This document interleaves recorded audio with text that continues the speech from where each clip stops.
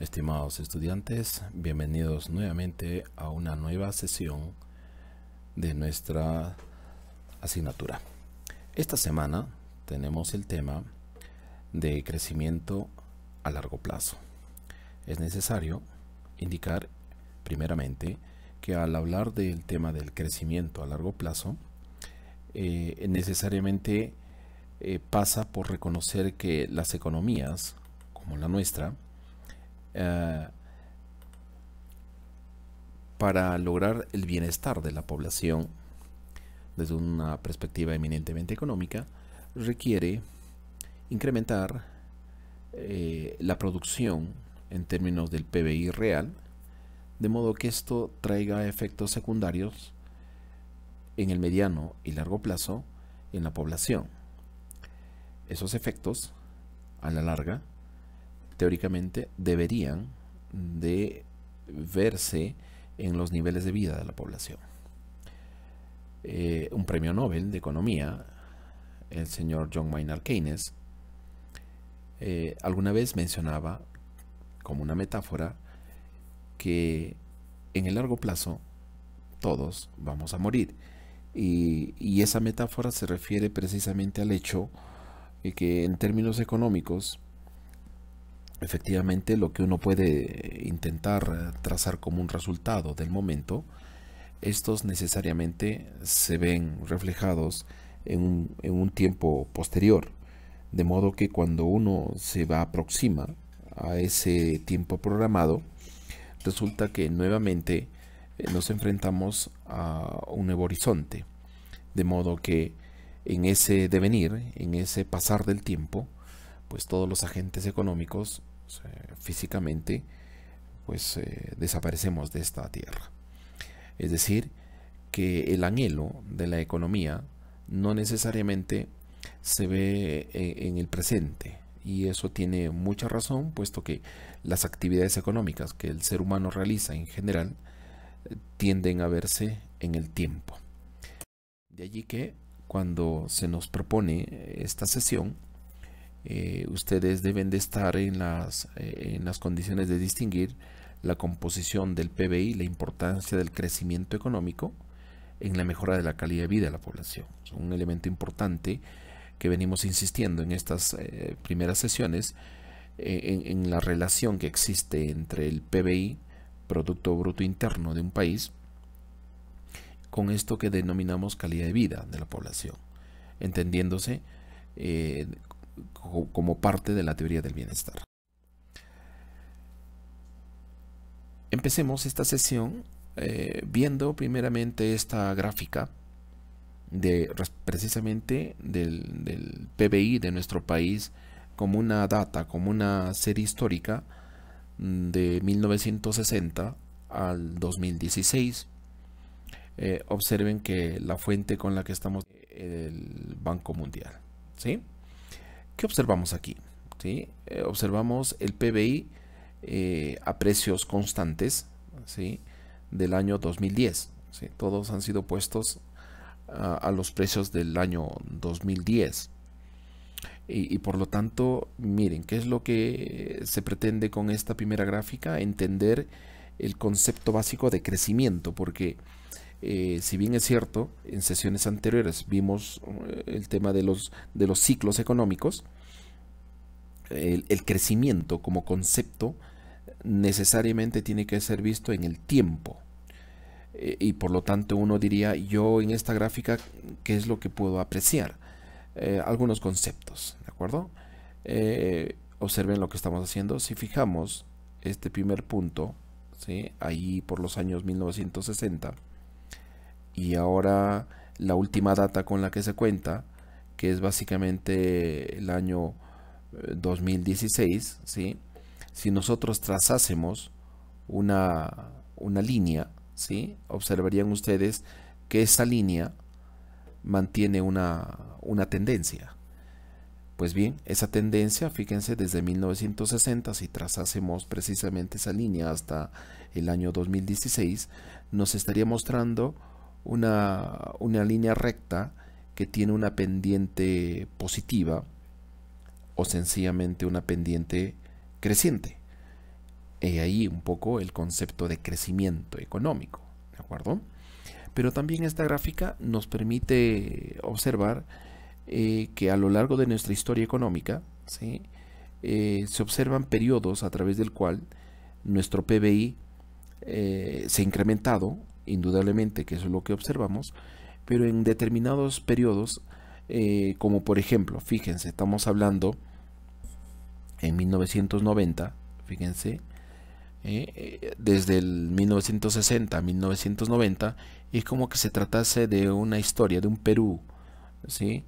Y a partir de 1990 en adelante, observamos que se trataría de otra nueva historia del Perú, ¿sí?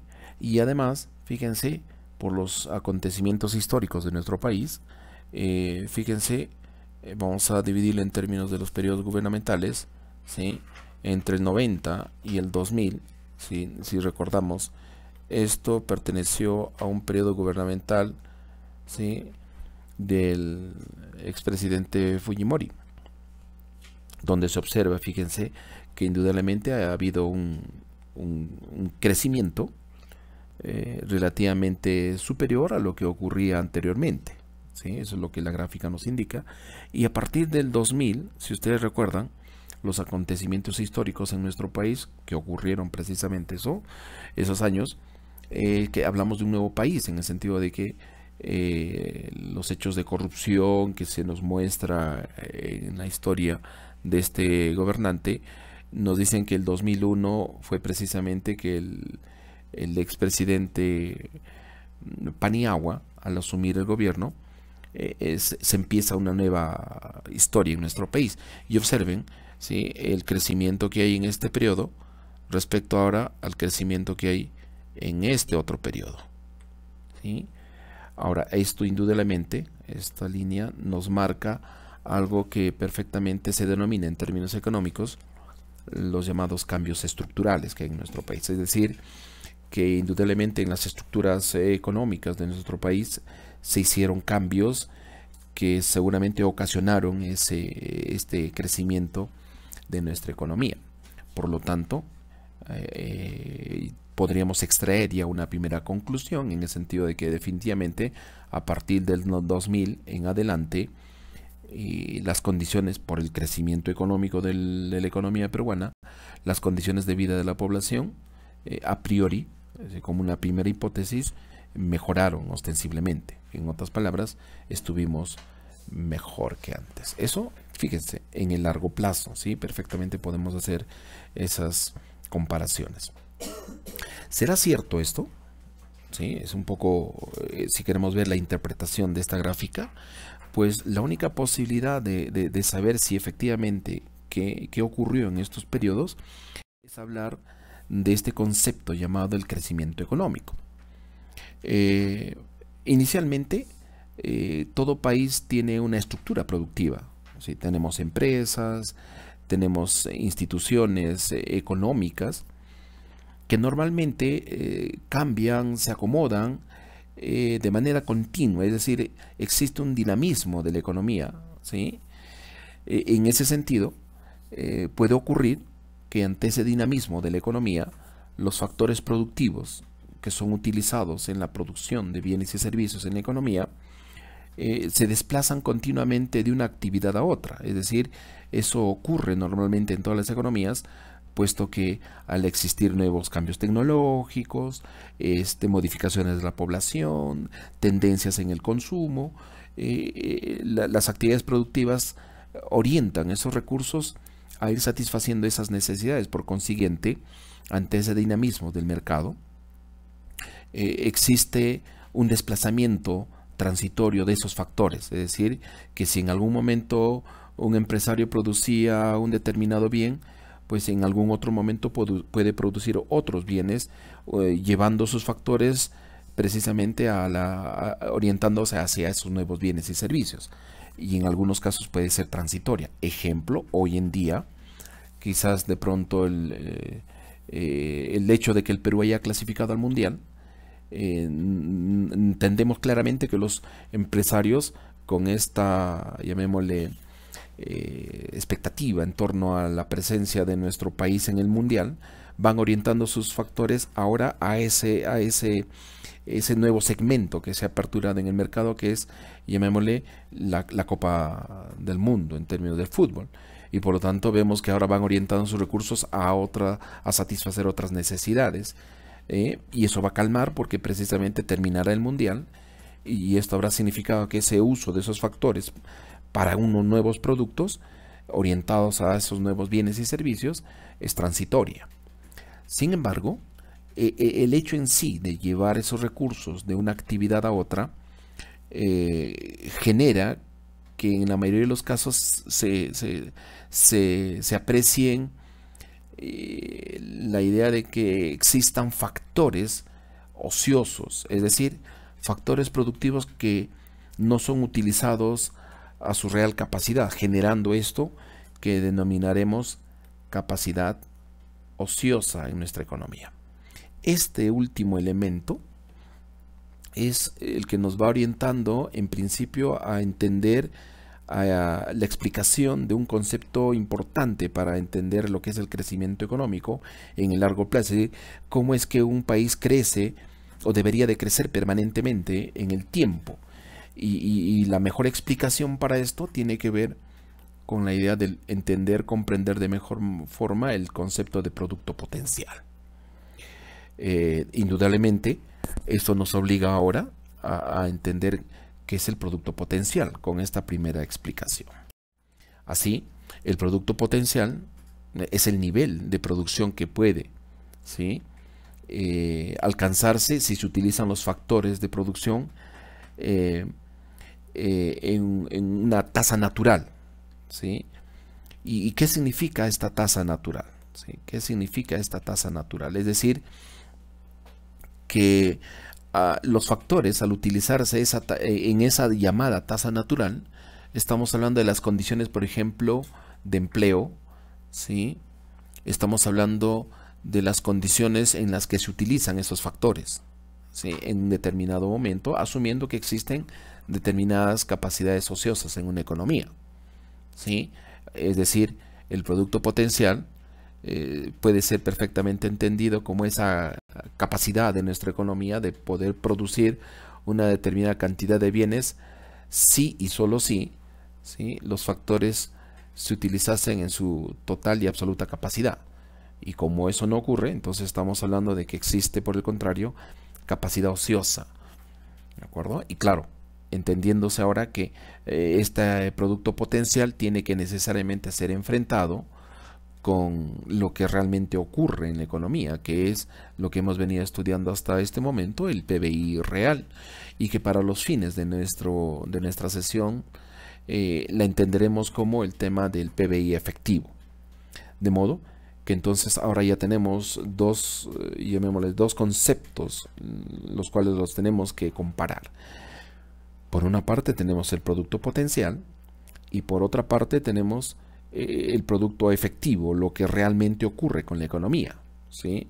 Un producto potencial, si queremos entenderlo de esta manera, idealizado, hipotético, versus un producto concreto, real, en el sentido de que es lo que la economía es capaz de hacer en ese preciso momento. Esto es un elemento importantísimo porque ahora nos lleva precisamente al concepto de brecha de producto. Entendiéndose, fíjense, que la brecha del producto no es igual que a la diferencia, fíjense, en términos porcentuales, a la diferencia del PBI efectivo, lo que realmente ocurre en la economía en cada periodo, menos el PBI potencial, dividido entre el PBI potencial por 100, lo que nos estaría dando un tema de establecer si es un excedente o un déficit, ¿sí?, en términos del uso de los factores. Así, por ejemplo, el hecho de que tengamos una brecha de producto positiva, ¿sí?, es decir, que estamos hablando de que el PBI efectivo es mucho mayor que el PBI potencial, ¿sí?, es decir, que nuestra economía estuviese produciendo más de lo que realmente en ese momento podemos ser capaces de producir, nos estaría llevando precisamente a un aumento de la inflación, y se entiende de esa manera, ¿cierto? ¿Y cuál es la razón? Es porque precisamente a una economía, al producir más de lo que es capaz, exige una mayor demanda de factores de parte del sector productivo, y ante esa demanda adicional, pues el precio de esos factores tiende a aumentar, con lo que finalmente se empieza a hablar de un aumento generalizado de los precios, y eso ya lo habíamos visto anteriormente, que tiene el nombre de inflación, ¿sí? Por otra parte, podemos hablar de que existe una brecha de producto, ¿sí?, negativa. ¿Y qué representa esto? Que ahora el PBI efectivo está por debajo del PBI potencial. Y cuando el PBI efectivo o real está por debajo del PBI potencial, pues hay una reducción de la inflación, ¿sí? Es decir, los precios tienden a ser muy bajos, o también puede existir una deflación, es decir, que en algún momento los precios también pueden disminuir. En cualquiera de estos dos casos, llámese una brecha positiva o una brecha negativa, ¿sí?, son dos situaciones que devienen de no tener un control específico de esto, devienen en crisis de la economía en el tiempo. Ahora, un elemento importante es para nuestra sesión es cómo es que se calcula el producto potencial, ¿sí? Porque esto nos va a ayudar a entender perfectamente qué es lo que ocurre en el tiempo en un país, ¿sí? Existen indudablemente diversos métodos, ¿sí?, para el cálculo del PBI potencial. El más común, el utilizado en la mayoría de las economías, es utilizar el método de la función de producción agregada, el que veremos inmediatamente, y además existen otros tipos de técnicas relacionadas a las series de tiempo. Aquí mencionamos solo algunas, ¿sí? Por ejemplo, hablamos de unas regresiones lineales en términos de lo que ocurrió con el PBI real efectivo en una economía. La comparamos versus las capacidades de nuestra economía en un determinado momento, y establecemos esto respecto a las brechas, en sentido de saber cuánto puede ser el alejamiento entre estos dos productos. O también podemos hablar de las técnicas llamadas de los filtros de una sola variable, entendiéndose de identificar cuáles son las variables que explican de mejor manera el incremento de la producción en un determinado periodo de tiempo. En ese sentido podemos estar hablando de las técnicas de Holdridge-Prescott, o podríamos estar hablando de los filtros de paso de bandas. Es decir, existen algunas otras técnicas al respecto. Pues bien, para todo fin práctico, eso queda como una suerte de explicación, y nos vamos a abocar de alguna manera, ¿sí?, según la bibliografía existente, quizás a uno de los métodos más utilizados, ¿cierto?, y que no necesariamente puede ser el más exacto, como en cualquiera de las otras técnicas, incluso es el método de la función de producción. A partir de él vamos a extraer algunas conclusiones respecto a esto del crecimiento de largo plazo. El método de la función de producción, como bien versa su nombre, establece la necesidad de construir una función de producción. Claro, para todos aquellos que en algún momento hemos llevado ya algunos tópicos de economía o principios de economía, entendemos que la construcción de una función de producción no siempre es fácil, en el sentido de obtener la información específica. Más aún cuando se trata de un tema macroeconómico, se nos hace extremadamente complejos. Sin embargo, según este método, trata de explicar convincentemente que los factores del crecimiento a largo plazo del producto potencial dependen en gran parte de tres principales factores, ¿sí? Uno es el que llamaremos el capital físico, ¿sí?, el capital físico. El otro es el tema de la tecnología, y de pronto aquí hablamos de este otro nuevo concepto denominado el capital humano, el que inmediatamente, ¿sí? El que inmediatamente veremos que se asocia como una variable exógena y algunas veces, dependiendo de lo que pretendamos explicar, como una variable endógena de algo que se denomina productividad. ¿De acuerdo? Entonces, esto lo vamos a ver. Ahí está. Productividad. Esto está muy asociado a este concepto. ¿De acuerdo? Ahora bien, cuando hablamos del tema del capital físico, nos estamos refiriendo a todos aquellos recursos fabricados por el ser humano, como por ejemplo inmuebles, máquinas, capital. Podemos estar hablando en términos macroeconómicos, por ejemplo, de la idea de carreteras, instalaciones de saneamiento básico, telecomunicaciones, puentes, carreteras, colegios, hospitales. Eso vendría a ser el capital físico. La tecnología es la que básicamente se relaciona con todos los progresos tecnológicos, que no es más que un medio técnico, ¿cierto? Recordemos que en un concepto esencial, la tecnología no es más que la puesta en actividad de los conocimientos humanos, ¿sí?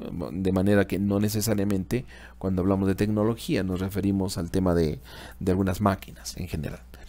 Y cuando hablamos del capital humano, el mejor ejemplo son ustedes, ¿sí? ¿Y por qué la diferencia ahora en términos macroeconómicos de este nuevo concepto? Puesto que si quisiéramos recordar a nivel de principios básicos de la economía, hablábamos de un factor importante de la mano de obra. Y hay una diferencia sustancial con este otro que es capital humano, porque si bien es cierto, la mano de obra puede existir, la idea del capital humano es que ésta necesariamente se refiere a una mano de obra, si dar por un nombre, exquisita, en términos de mejoras, ¿sí?, de la actividad humana, debido fundamentalmente a los conocimientos o estudios o la preparación de esa mano de obra en determinadas capacidades para la producción. De ahí que mencionábamos que ustedes, los estudiantes, por ejemplo, en este momento, están formando su mano de obra y por lo tanto intentan que en el futuro sean considerados capital humano, porque además requiere un tema de inversiones. ¿De acuerdo? Es necesario aclarar esto porque ahora inmediatamente vemos esa representación. O sea, si bien es cierto mencionamos que se hace complicado, pero conceptualmente nos ayuda a entender perfectamente cuál es el trasfondo de ese crecimiento económico en el largo plazo. ¿Qué observamos aquí? Que la producción agregada, ¿sí?, para nuestra nomenclatura, fíjense, estamos mencionando que esta Y, ¿sí?, se refiere al PBI real. Estamos hablando de que L, ¿sí?, es el número de trabajadores empleados, ¿sí?, número de trabajadores empleados. ¿Sí? Eso nos lleva ya a un tema de lo que se denomina la población económicamente activa. Eso lo veremos en las siguientes sesiones. Hablamos de esta relación entre el capital físico y el número de trabajadores, en el sentido de, aquí, esta cantidad de capital físico por trabajador. El mejor ejemplo es, por ejemplo, ¿cuántas computadoras hay por estudiante? ¿Sí? Si la relación es una computadora por un alumno, pues esa es la relación ideal que uno espera. En algunas circunstancias, imagínense que existan 2, 3 estudiantes por una computadora, ¿sí? A eso se refiere esa relación de capital físico por trabajador. En una empresa, con mayor razón, ¿verdad? Imagínense que existan 4 o 5 trabajadores por una máquina. Y de pronto eso veremos inmediatamente que influye mucho en algo que se denomina la productividad, algo que ya hemos mencionado. Luego, fíjense, existe esta relación, ¿sí?, de la cantidad de capital humano por trabajador. ¿Qué significa? Es, llamémosle, las capacidades que los trabajadores tienen, cuentan o podrían contar para el tema productivo. Que si saben o no producir. ¿Cuánto de conocimiento tienen los trabajadores precisamente para orientarse hacia la producción? Y finalmente, como una variable un poco mucho más exógena, es el tema del estado de la tecnología que se utiliza para la producción. acuerdo? Ahora, esto nos permite entender, por lo tanto, fíjense, ¿no?, que la relación entre el PBI real, entre el número de trabajadores, ¿sí?, esto, ¿sí?, no es más que el elemento clave que queremos mostrar ahora, algo que ya hemos visto, que esto es la productividad. Y he aquí un poco el concepto, ¿no? En términos de lo que menciona el actual premio o el premio Nobel de Economía, Paul Krugman, él mencionaba que la productividad, si hoy representa mucho para la economía, en el largo plazo, pues lo representa todo. Es decir, que hoy en día los países del mundo, si pretenden mantener un determinado crecimiento económico de su economía en el tiempo, pues la principal variable que sostiene ello es precisamente la productividad. Y como estamos viendo ahora, entonces la productividad que hay en un país depende de qué: de la cantidad de capital físico por trabajador, de la cantidad de conocimiento por trabajador y de la tecnología con la que cuente el país en ese momento. Lo que tratamos de mostrar con estas gráficas es un poco tratando de establecer esto de las brechas. Fíjense, el mejor ejemplo es lo que ocurre con nuestro país. Si bien es cierto, no suele ocurrir que se tenga información concreta, existen documentos, como por ejemplo aquí Shirley Miller, de un estudio que hizo en nuestro país con el Banco Central de Reserva. Esto se encuentra precisamente en la página web del Banco Central de Reserva. Hizo un estudio sobre las brechas de nuestro país desde 1951 hasta el 2002, ¿sí?, utilizando diversas técnicas de cálculo de la brecha. Como mencionábamos, ¿sí?, quizás el más utilizado es en términos del cálculo del producto potencial con el método de la frontera de producción. Pues bien, esta información se encuentra en este documento y lo que tratamos de mostrar aquí es un poco el tema de las brechas. Fíjense, según esta primera gráfica, ¿qué observamos? Que en nuestra historia económica en el país, fíjense, lo rojo nos muestra el PBI potencial, ¿cierto? Es decir, la capacidad ideal de nuestro país para producir, sabiendo que existe determinada capacidad ociosa para producir. ¿Qué es lo que ocurrió realmente? Fíjense, y podemos darnos cuenta de la existencia de las famosas brechas. En este primer periodo, fíjense, entre lo que va, fíjense, esto representa esto, 1951 a 1974, ¿sí? Tuvimos hasta la década de los 80, ¿sí? Fíjense, esto representaría 2, ¿sí? Tuvimos básicamente una suerte de PBI real o efectivo mayor que el PBI potencial. Entonces, esto de alguna manera, ¿qué nos estaría mostrando? Esto que estoy señalando ahora, la existencia de una brecha orientada a un crecimiento de los precios, inflación, por ejemplo. Luego, a partir, fíjense, de los 80, este es el tema 3, ¿sí? Ahí está. ¿Qué observamos? ¿Sí? Todos los 80 y todos los 90, ¿sí?, si ustedes recuerdan históricamente qué pasó en nuestro país a mitad de la década de los 80, pues en nuestro país tuvimos el gobierno del señor Alan García, donde tuvimos problemas no solo inflacionarios, sino hiperinflacionarios. Tuvimos una suerte de conflicto interno en nuestro país en términos de la subversión. ¿Y eso qué efectos trajo finalmente en nuestra economía? Y otros más, por si acaso, no son las únicas.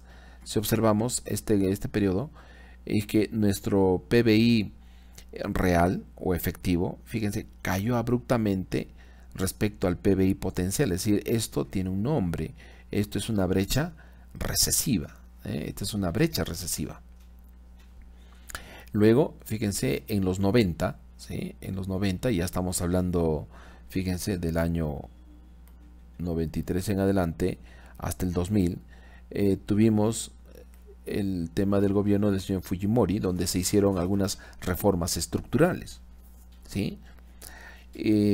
donde se apreció indudablemente una mejoría en las condiciones de vida de la población. Y de ahí, si ustedes recuerdan, el primer análisis que hicimos de la primera gráfica, decíamos que del año 2000 en adelante, el crecimiento económico de nuestro país fue pues precisamente abrumador, en la que inicialmente lo mencionamos como una primera hipótesis, es que las condiciones de vida de la población mejoraron, y esto aparentemente dijimos como hipótesis sería como una respuesta del crecimiento económico. Solo que ahora, ¿qué observamos con esta gráfica? Nos damos cuenta que nuevamente en este periodo hasta el 2002, fíjense, hemos tenido nuevamente una brecha recesiva. Entonces, aparentemente hay una contradicción, es decir, en términos de los precios constantes, el Perú ha crecido económicamente y lo que observamos aquí, que a pesar de todo ha habido una brecha recesiva, ¿eso cómo se explica? Indudablemente esto es explicado, ¿sí? En el sentido de que nuestra economía, ¿sí?, al recibir, fíjense, los impulsos de ciertos cambios estructurales en nuestro país, en nuestra economía, ¿sí?, con el devenir del tiempo, los siguientes gobiernos no hicieron lo necesario para sostener ese crecimiento de nuestro país. Es decir, aparentemente hemos estado creciendo, ¿sí?, como una suerte de una burbuja de ilusión, que tarde o temprano en el tiempo pues iba a caerse, y como lo que estamos viendo ahora, ¿cierto? Desde el 2013 en adelante, nuestra economía, ya mencionábamos en clases anteriores, justamente el 2013 la economía peruana comienza un declive en tema de la producción. Es precisamente por esto, porque no se hicieron los siguientes ajustes estructurales en nuestro país que hicieran posible sostener el crecimiento en el largo plazo. Por ejemplo, ¿no? No se hicieron más carreteras, nuevos colegios, nuevos hospitales. Es decir, el capital físico necesario para nuestra economía, para sostenerla, no fue lo suficiente.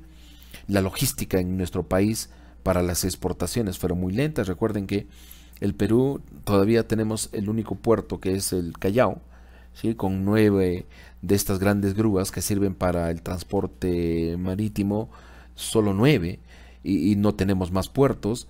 Eso es explicado precisamente como un elemento que, valga la redundancia, explica esta brecha recesiva entre estos últimos años. No hemos sido capaces de sostener ese crecimiento. Eso es uno. Otra explicación es que no hemos sido capaces de realizar una reforma estructural en el tema educativo, por ejemplo. Porque cuando hablábamos de la cantidad de conocimiento que tienen los trabajadores, es decir, qué nuevos conocimientos tecnológicos tienen los trabajadores para sostener la producción, no han sido lo suficientes. Es decir, nuestro sistema educativo no ha acompañado al crecimiento económico de nuestro país. No se hicieron las reformas que nuestro país necesitaba en ese momento. Y pues bien, fíjense, las consecuencias se viven ahora, ¿cierto? Hoy diríamos que esto está así, ¿no es cierto? En términos del PBI, veamos, potencial, o sí, PBI real, diríamos que esto disminuye, ¿sí? Esto disminuye, a ver, déjeme ver, esto disminuye, esto ahora viene así, ¿sí?, para estos últimos años. ¿Qué ha pasado con nuestro PBI potencial? Nuestro PBI potencial también se ha algo ralentizado, pero sigue siendo, ¿qué cosa? Sigue siendo superior al PBI efectivo real. Por lo tanto, lo que precisamente decía Paul Krugman es de no hacer algo por estas condiciones, no solo en el Perú, sino en la mayoría de los países latinoamericanos, pues las opciones de mejora de la calidad de vida de la población no va a ser las más óptimas que digamos. Entonces la explicación de esto tiene que ver con lo que el mismo Nobel de Economía, Krugman, menciona, ¿no?, que la única vía para que esto mejore es hablar precisamente de la productividad, ¿sí? entre nuestros materiales. Precisamente tenemos un excelente material, un vídeo que se les sugiere a ustedes que lo vean por completo, donde tratamos de precisar qué hay del tema de la productividad, porque hoy en día es fundamental. ¿Qué ha pasado? Fíjense, aquí en términos de las brechas entonces del producto, ¿no? Los 50, los 70, parte de los 80 hemos estado bien. A mediados de los 80 y comienzos de los 90 hemos estado mal. El 2001, 2012 en adelante estamos mal. Entonces alguien diría, vaya, que los ciclos económicos entonces de nuestro país están presentes. Recuerden que cada vez que hablamos de esta suerte de un ciclo recesivo implica un tema de desempleo, y ahora estamos teniendo también nuevamente un tema de desempleo, y si no hacemos algo por corregir esto, el futuro para nuestro país se entiende que no va a ser muy interesante, sobre todo para ustedes como jóvenes, ¿cierto? Miren, qué interesante observar con los datos estadísticos, ¿cierto? Por lo tanto, esas fuentes de crecimiento de largo plazo que sostengan periodo a periodo, año a año, el crecimiento económico de un país, ¿sí? Hagan de cuenta que ustedes están empujando un coche en una pendiente positiva. Ustedes requieren de no solo un esfuerzo mayor, un mayor trabajo de todos, sino necesitan ir poniendo cuñas en las ruedas para evitar que ese coche caiga, retroceda, ¿cierto? Pues en términos teóricos, esas cuñas que necesitamos ir apuntalando para que ese coche llamado PBI siga ese crecimiento, ese aumento de periodo a periodo, depende, ahí está nuevamente, de la productividad creciente que debe existir entre los trabajadores. Es decir, incrementar la cantidad producida por trabajador, que eso es un elemento que hoy en día a todos nos atañe. Es decir, si alguien nos preguntase ¿cómo entiendo yo entonces la productividad laboral? Es muy sencillo, es decir, ¿cuánto produces tú en un determinado periodo de tiempo? ¿Sí? Y eso es fundamental en una economía, el saber producir, y por lo tanto nos damos cuenta que un elemento básico en términos productivos para ello es el tema educativo. Si ustedes ahora, por ejemplo, en el tema de su preparación en la universidad, no son preparados, no aprenden adecuadamente los conocimientos, la pregunta es entonces cómo piensan producir ya sea servicios, bienes en el futuro. Y por lo tanto eso depende íntegramente de la productividad del trabajo, ¿sí? La mayoría de los países del mundo esto lo toma muy en serio y se orientan hacia ese aspecto. Por ejemplo, países como el nuestro tenemos esto que se denomina los planes de competitividad nacional. O sea, la mayoría de los países lo tiene, y un elemento clave de la competitividad tiene que ver precisamente con la productividad. Es decir, un país hoy en día es más competitivo en la medida que su productividad laboral también lo sea, y una empresa también, indudablemente. O sea, todo orientado al tema de la productividad, ¿cierto? Por lo tanto, el crecimiento económico, fíjense, explicado por el método de la función de producción, tiene que ver con lo que habíamos mencionado ya, la cantidad de capital por trabajador, la cantidad de conocimiento por trabajador y la posibilidad de contar con tecnología, ¿no?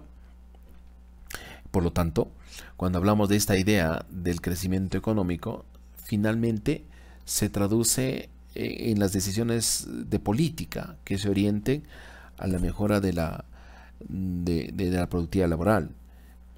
Y obviamente, como mencionábamos, en términos teóricos, la función de producción a veces se hace compleja en el cálculo, pero ayuda mucho, sobre todo para esto, ¿no? Entonces, ¿qué decisiones debería de tomar un país para mejorar la productividad laboral y que se convierta en esa cuña, ¿cierto? Para evitar que la producción caiga. El ahorro y el gasto de inversión, la inversión exterior, es decir, qué tipo de inversión necesitamos para nuestro país, la educación que definitivamente tiene que estar allí, la infraestructura, la investigación y desarrollo, que es lo que compete fundamentalmente a las universidades. Y por ahí fíjense, algo que de un tiempo a esta parte en nuestro país pasamos por un momento de tormenta que tiene que ver precisamente la estabilidad política, ¿sí? Hablamos de los derechos de propiedad y en algunos casos una excesiva intervención estatal. Son elementos que ayudan, facilitan que de alguna manera la productividad laboral mejore en un país, ¿cierto? Debemos de indicar, sin embargo, que cuando uno habla de la productividad, ¿por qué un país produce menos respecto a otro? La única explicación hoy en día es precisamente la productividad. Los trabajadores, en la mayoría de los casos, explica porque qué tanto producen más que otro en un país. Sin afanes de compararnos, las estadísticas de CEPAL, por ejemplo, mencionan que los trabajadores chilenos definitivamente tienen una mejor productividad. En otras palabras, producen más que nosotros, por ejemplo. Y eso explica por qué su PBI puede ser hasta 2 veces más que la nuestra. ¿De acuerdo? Decisiones finalmente de carácter político.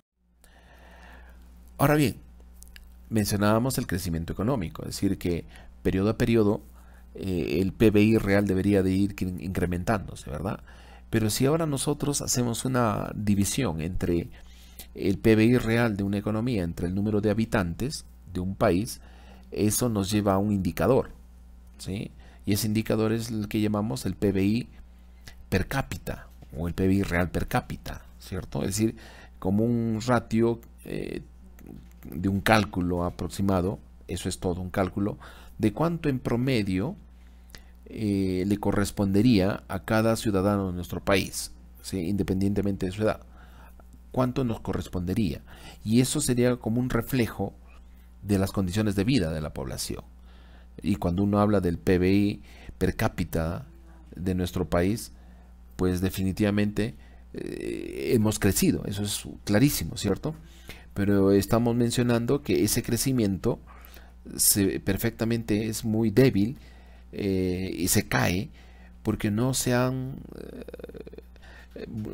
logrado buscar o apuntalar elementos concretos para que se sostenga en el tiempo esa productividad, ¿sí? Y el crecimiento, por lo tanto, ¿no? Ahí están nuevamente lo que mencionábamos anteriormente, ¿cierto? ¿Qué cantidad de capital físico existe por trabajador? ¿Qué cantidad de conocimiento existe por trabajador? La tecnología que utilizamos en nuestro país. Y sobre todo, un elemento que hoy en día es muy importante, hablar de los recursos naturales. Quizás hoy en día no todos le toman la importancia de vida. Solo que hoy, en términos económicos, la posibilidad de contar con los recursos naturales, en nuestro caso como país, es mucho más interesante porque nos ayuda, llamémosle como un factor adicional para lograr mejoras en las condiciones de vida de la población, ¿sí?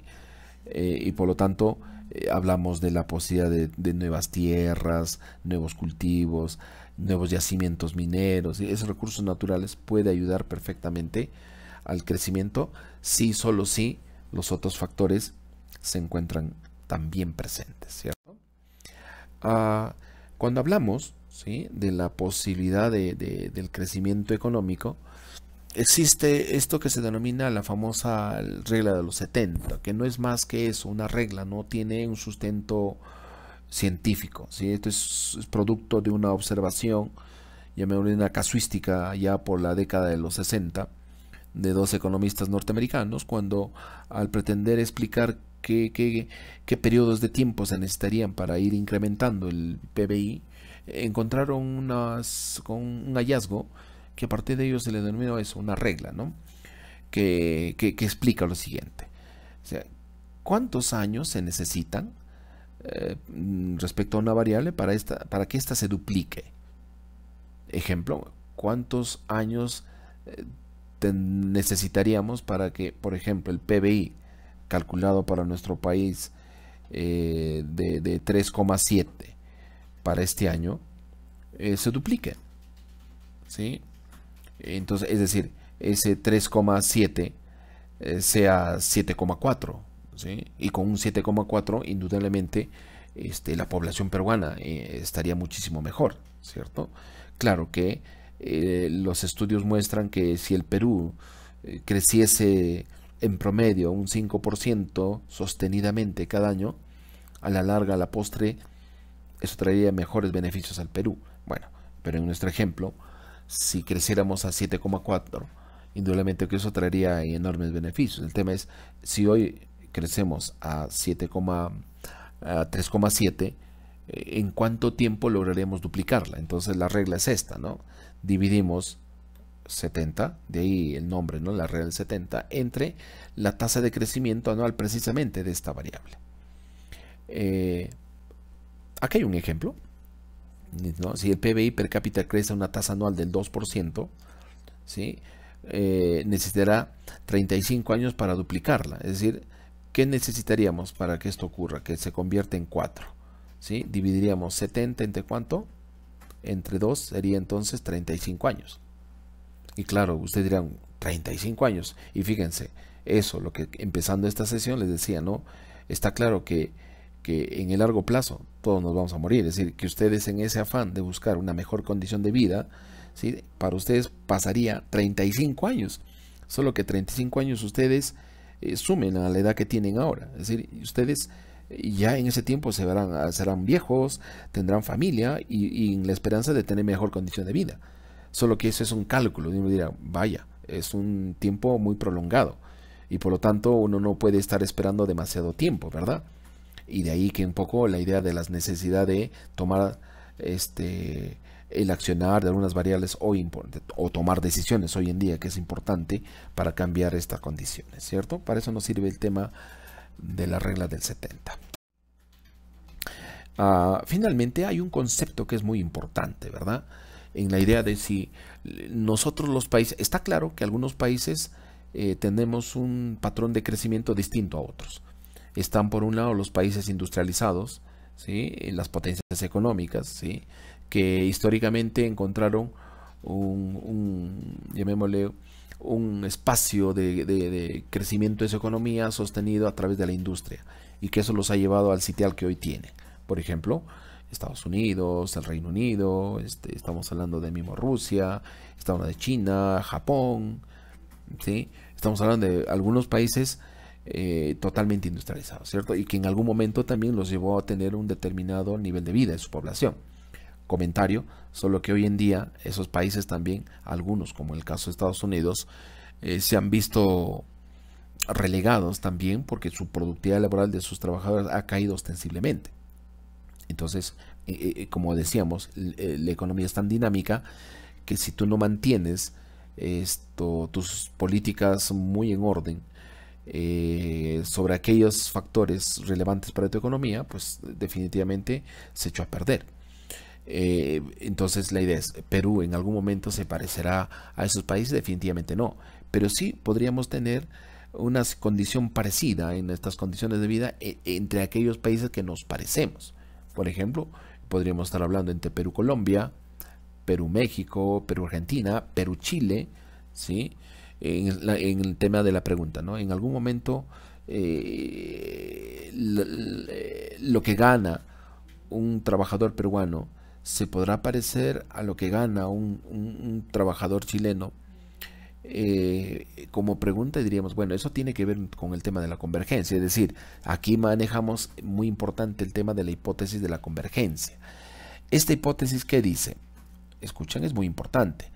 Dice que los países relativamente pobres tendrán que tener tasas de crecimiento del PBI per cápita real superior a los de los países relativamente más ricos.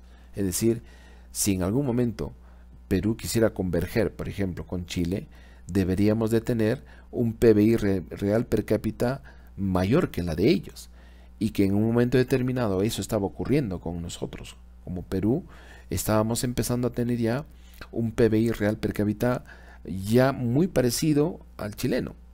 Solo que ahora nos hemos vuelto a caer precisamente por el tema de la coyuntura actual, ¿no?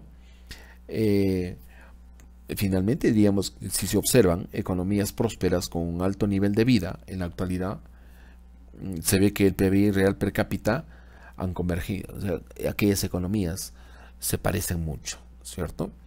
En ese contexto, nuevamente, la sugerencia es ver el siguiente vídeo, ¿cierto? De nuestras sesiones, las recomendaciones en términos de cómo convergen los países, ¿no? Entonces por ahí hablamos del tema de los países asiáticos que convergerán en algún momento con los países más industrializados. Me refiero específicamente a la China, y por ahí está la India, ¿cierto? Claro que ellos están haciendo todos los esfuerzos para converger con ellos, y la explicación es muy sencilla, ¿cierto? Han optado por el camino de la industrialización, tanto la India como China, ¿cierto? Hay un elemento denominado la convergencia condicional, y se refiere precisamente a una corrección de una desigualdad en el uso de los factores. Está condicionada a, por ejemplo, es decir, si algún país quisiera converger con otro, indudablemente pasa por un tema político, pasa por un tema eminentemente de educación, pasa con elementos de infraestructura, y de pronto, para terminar esta sesión, un comentario final, ¿no? Hace pocos días salió el último informe de Centrum Católica sobre la investigación que han hecho del segundo informe del cálculo del índice de progreso social. Recordaron ustedes que ese material ya lo hemos visto anteriormente respecto al Perú, y tanto en el primero como en el segundo informe hablan, por ejemplo, de Moquegua, ¿no? Con la región Moquegua, que en ambos informes mantiene el liderazgo en el Perú.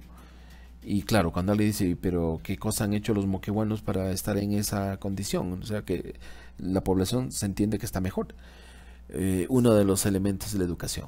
Definitivamente diríamos que el mejor ejemplo hoy en día de que sí se pueden hacer bien las cosas es precisamente Moquegua. Y de pronto hay un dato interesantísimo sobre este último punto, ¿no? Estamos a puertas de la aplicación del nueva prueba PISA, ¿sí? Entre los 34 países que conformamos la opción de dar esta prueba, ¿no? Y hay un dato importante, les decía. Mencionan que si los alumnos de Moquegua, ¿sí?, solo ellos participasen por el Perú, ¿sí?, solo ellos participasen por el Perú, o sea, nos representarían, el Perú estaría en el cuarto lugar. Interesante, ¿verdad? Eso nos muestra que definitivamente, pues, la educación resulta ser muy importante, incluso en el tema de las convergencias. Muy bien, hasta aquí nuestra sesión de esta semana, instándolos a revisar los demás materiales y vernos en el siguiente tema. Con ustedes, el economista Juan Carlos Cerrón. Gracias.